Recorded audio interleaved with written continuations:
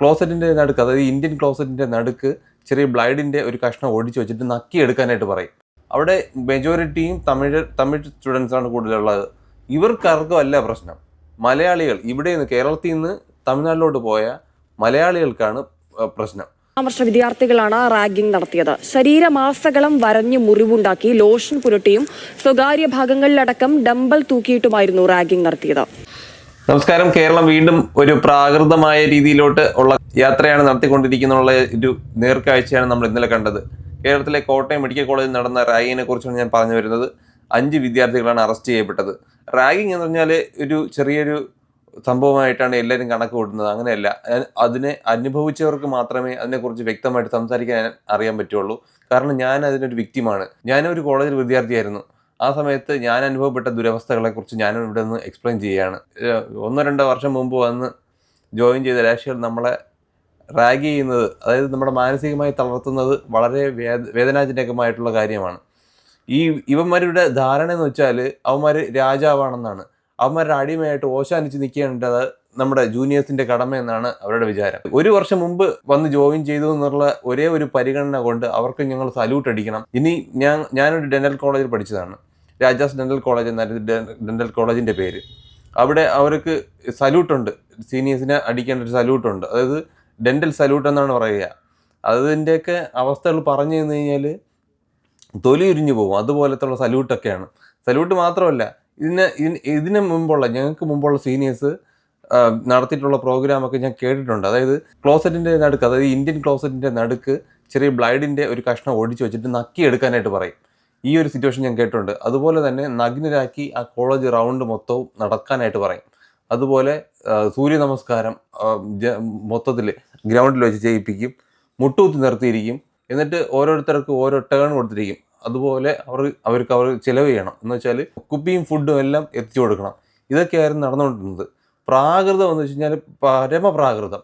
ഇത് പ്രശ്നം എന്ന് വെച്ചാൽ ഞാൻ തമിഴ്നാട്ടിലാണ് പഠിച്ചത്. തമിഴ്നാട്ടിൽ നാഗർകോവിൽ സമീപമാണ് ഞാൻ പഠിച്ചത്. അതായത് ആ ഒരു കോളേജായിരുന്നു. അവിടെ മെജോറിറ്റിയും തമിഴ് സ്റ്റുഡൻസാണ് കൂടുതലുള്ളത്. ഇവർക്കാർക്കും അല്ല പ്രശ്നം. മലയാളികൾ ഇവിടെ നിന്ന് കേരളത്തിൽ നിന്ന് തമിഴ്നാട്ടിലോട്ട് പോയ മലയാളികൾക്കാണ് പ്രശ്നം. ഈ ജൂനിയേഴ്സിനെ കാണുമ്പോൾ, ജൂനിയേഴ്സ് എന്ന് വെച്ച് കഴിഞ്ഞാൽ അവരുടെ അടിമകളും ഇതെല്ലാം അനുഭവിക്കാൻ വിധിക്കപ്പെട്ടവരെന്നുള്ള ധാരണയിലാണ് ഇവർ ചെയ്തുകൊണ്ടിരുന്നത്. ഇതുപോലെ തന്നെ രാത്രി ഫുൾ നഗ്നരായിട്ട് നിർത്തിയിട്ട് മുഖത്ത് മീശ വയ്ക്കാൻ പാടില്ല, താടി വയ്ക്കാൻ പാടില്ല. ഇൻ കേസ് ചെറിയ രോമം ഉണ്ടെങ്കിൽ പോലും വല്ലവരും ഉപയോഗിച്ച ബ്ലൈഡ് ഉപയോഗിച്ച് നമുക്ക് വടിച്ചു കളയണം. ഒരു മൂർച്ചയും ഇല്ലാത്ത ബ്ലൈഡ് ഉപയോഗിച്ച് നമ്മൾ വടിച്ചു കളയണം. അവർ മുമ്പിൽ വെച്ച് തന്നെ ഇതുണ്ടായിട്ടുണ്ട്. അതുപോലെ നമുക്ക് വാച്ച് കെട്ടാൻ പാടില്ല. അങ്ങനെയൊക്കെ. ഒരു കോട്ടയംകാരനൊരു ചെറുക്കൻ ഉണ്ടായിരുന്നു, പേര് തോമസ് എന്നാണ്. കോട്ടയംകാരനൊരു സീനിയർ ഉണ്ടായിരുന്നു, തോമസ് എന്നാണ്. അവന് കിട്ടേണ്ടത് കിട്ടും പോലെ കിട്ടിയപ്പോൾ അവൻ നിർത്തി, കോളേജിൽ നിന്ന് വിട്ടു. അത് വേറെ കാര്യം. പക്ഷേ നമ്മളെ ജൂനിയറിനെ ഇങ്ങനെ റാഗ് ചെയ്യാനായിട്ട് മുൻപന്തിയിൽ നിന്നവനായിരുന്നു. ഇവ ആൾക്കാരെ തലകുത്തിനെ നിർത്തൽ, എന്നെ പിടിച്ച് തലകുത്തിനെ നിർത്തി. തലകുത്തിനെ കാല് പിടിച്ച് മുകളിലോട്ട് വെച്ചിട്ട് എൻ്റെ തലകുത്തിനെ നിർത്തിയിരുന്നു. എന്നിട്ട് വേറെയും കുറേ ആൾക്കാരുണ്ട്. ഇപ്പോഴും അവരുമായിട്ട് നല്ല ടൈമിലായതുകൊണ്ട് മാത്രം ഞാൻ അവരുടെ പേരൊന്നും ഇവിടെ പറയുന്നില്ല. ഇവർ ചെയ്ത കാര്യങ്ങൾ കൂടെ പറഞ്ഞുതരാം. അതായത് രാത്രി ഒരു 2-3 മണിയൊക്കെ ഇവർക്ക് ദാഹിക്കും. മൊത്തം ഇരുന്ന് വെള്ളമടിയും ചീട്ടുകളി അങ്ങനെയൊക്കെ ആണ് ഇവരിരിക്കുന്നത്. ഇപ്പോൾ ഇവർക്ക് രാത്രി വെള്ളം ദാഹിക്കും. ഉറങ്ങി കിടക്കുന്ന കഥകൾ വന്ന് ടമാന്ന് ടമാർ പടാർന്ന് ഇടിച്ചിടിച്ച് ഉറക്ക നിന്ന് എണീപ്പിച്ചിട്ട് താഴെ, അതായത് 3-ാം നിലയിലായിരുന്നു താമസം. അവിടെ നിന്ന് താഴെ പോയി അവിടെ നിന്ന് വെള്ളം പിടിച്ചുകൊണ്ട് മുകളിൽ കൊണ്ടുപോകണം, കുടിവെള്ളം. അതുപോലും എടുക്കാനായിട്ട് ഇവർക്ക് തീരെ ബുദ്ധിമുട്ടുള്ള ആൾക്കാരായിരുന്നു. പിന്നെ പഠിക്കാൻ സമ്മതിക്കില്ല. ഇവർ നല്ലോണം ഇരുന്ന് കളിക്കും. പരീക്ഷ ഏതാണെന്ന് പോലും അറിയാതെ പരീക്ഷയ്ക്ക് പോവും, തൊണ്ടുവെട്ടും. അതുപോലെ തന്നെ ഇങ്ങനെയൊക്കെയുള്ള പരിപാടി എല്ലാം ചെയ്യും. എന്നിട്ട് പഠിക്കാൻ സമ്മതിക്കില്ല. പഠിച്ചുകൊണ്ടിരിക്കുന്നവരെ പഠിക്കാൻ സമ്മതിക്കാതാക്കാനായിട്ട് പല വേലകളും അവർ ചെയ്യും. അപ്പോൾ വലിയ ട്രാജിക്കിൽ കുറേ കാര്യങ്ങൾ ഇനിയും ഒരുപാട് റിവീൽ ചെയ്യണമെന്നുണ്ട്. പക്ഷേ സീനിയേഴ്സ് ഇപ്പോഴും എൻ്റെ അടുത്ത് ഇപ്പോഴും ചിലരുമായിട്ട് ചെറിയ കോണ്ടാക്റ്റ് ഉണ്ട്. അപ്പോൾ ചിലർ വളരെ സ്നേഹമായിട്ട് പെരുമാറിയിട്ടുണ്ട്. അതും വേറെ കാര്യം. അതും പറയാതിരിക്കാൻ പറ്റില്ല. ഈ റാഗിങ് ചെയ്യുന്നവരുടെ കൂടെ തന്നെ മനുഷ്യത്വപരമായിട്ട് പെരുമാറുന്ന കുറേ പേരുണ്ട്. അപ്പോൾ ഈ റാഗിങ് ഒക്കെ ഒരു പരിധി വരെ ആൾക്കാരെ ദേഹോപദ്രവം ചെയ്യാതെ ചെയ്ത് പോയി കഴിഞ്ഞാൽ വളരെ നന്നായിരിക്കും. അതായത് ഒന്ന് പാട്ട് പഠിക്കുക, ഡാൻസ് കളിപ്പിക്കുക, മറ്റുള്ളവരുടെ മുമ്പിൽ ഷെയിംലെസ് ആക്കരുത്. ആരെയും ഷെയിംലെസ് ആയിട്ട് പെരുമാറ്റാൻ അനുവദിപ്പിക്കരുത്. നിങ്ങൾക്കുള്ളതുപോലെ മാനാഭിമാനം അവർക്കുള്ള കാര്യം നിങ്ങൾ ദയവായി മനസ്സിലാക്കുക.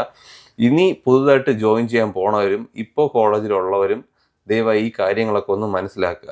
പിള്ളേരുടെ മാനസിക നില തെറ്റിക്കഴിഞ്ഞാൽ അവർ ആത്മഹത്യക്ക് ശ്രമിച്ചാൽ നിങ്ങൾ തന്നെ കേസാവും. നിങ്ങൾക്കെതിരെ കേസാവും. തേച്ചാൽ മാച്ചാലും മാറാത്ത കേസ് നിങ്ങൾ അതിൻ്റെ പുറകെ നലയേണ്ടി വരും. അത് മാത്രമല്ല, വേറൊരു കുടുംബത്തിൻ്റെ ശാപം നിങ്ങൾക്ക് കിട്ടുകയും ചെയ്യും. പിന്നെ വേറൊരു കാര്യം, കയ്യേറ്റത്തിൻ്റെ പാതയിലൂടെ പോകാനായിട്ട് ഈ കോട്ടയംകാരൻ്റെ കാര്യം ഞാൻ പറഞ്ഞല്ലോ. ഈ കോട്ടയംകാരന് ഞങ്ങളുടെ ഈ കേരള ബോർഡർ കയറി ട്രിവാൻഡ്രത്തു നിന്നാണ് വീണ്ടും കോട്ടയത്തോട്ട് പോകേണ്ടത്. കേരള ബോർഡർ, അതായത് തമിഴ്നാട്ടിൽ കേരള ബോർഡറിൽ ഇവനെ കയ്യേറ്റം ചെയ്യാനായിട്ട്, അതായത് ഞാൻ ഈ സംഭവങ്ങൾ എൻ്റെ കുടുംബത്തിൽ പറഞ്ഞപ്പോൾ വൃത്തിയായിട്ട് അവനെ കയ്യേറ്റം ചെയ്യാന്നുള്ള ധാരണയിലെത്തി. പിന്നെ എൻ്റെ ഒരു ആളുടെ ഇതുകൊണ്ടാണ് അവനെ ആരെയും ഉപദ്രവിക്കേണ്ട എന്നുള്ള തരത്തിൽ നമ്മൾ മാറിയത്. അപ്പോൾ ഇങ്ങനെയും കുടുംബത്തിനകത്ത് തന്നെ സംസാരമായി കഴിഞ്ഞാൽ വെളിയിൽ നിന്ന് അടി വരണ വഴി കണ്ടാൽ നിങ്ങൾക്ക് അറിയാൻ പറ്റൂല. അതുകൊണ്ട് ദയവ് ചെയ്ത് ആരെയും റാഗ് ചെയ്യരുത്. എല്ലാവരും ഒരേപോലെ ഇരിക്കുന്നില്ല. ഞാൻ ഇങ്ങനെ ഒതുങ്ങിപ്പോയത് വളരെ നന്നായെന്ന് തോന്നി. കാരണം ഞാൻ കൊടുക്കേണ്ടത് വേറൊരാൾ വഴി അവന് കിട്ടുകയും ചെയ്തു. കാരണം വേറൊരു സീനിയർ, അതായത് ഞങ്ങളുടെ സൂപ്പർ സീനിയർ എന്ന് പറയും, 2 വർഷം മുന്നേ ഉള്ള വിദ്യാർത്ഥി അവനെ ഇടിച്ച് റൊട്ടിയാക്കിയിട്ടുണ്ട്. രക്തവും കക്കിച്ചിട്ടാണ് അവനെ വിട്ടിട്ടുള്ളത്. അതുകൊണ്ട് കിട്ടേണ്ടത് ഏത് വഴിയെങ്കിലും നിങ്ങൾക്ക് വണ്ടി പിടിച്ച് തന്നെ കിട്ടും. ആള് കോഴ്സ് ഡിസ്കണ്ടിന്യൂ ചെയ്ത് പോവുകയും ചെയ്തു.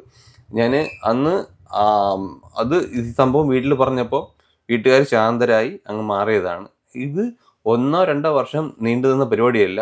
ഏകദേശം വർഷങ്ങളോളം കാലങ്ങളോളം നമ്മുടെ ജൂനിയറിനെയൊക്കെ ഇങ്ങനെ ഉപദ്രവിച്ചുകൊണ്ടിരിക്കുന്നത് അവരുടെ ഒരു ഡിസോർഡറാണ്, മെൻ്റൽ ഡിസോർഡറാണ് ഇതൊക്കെ.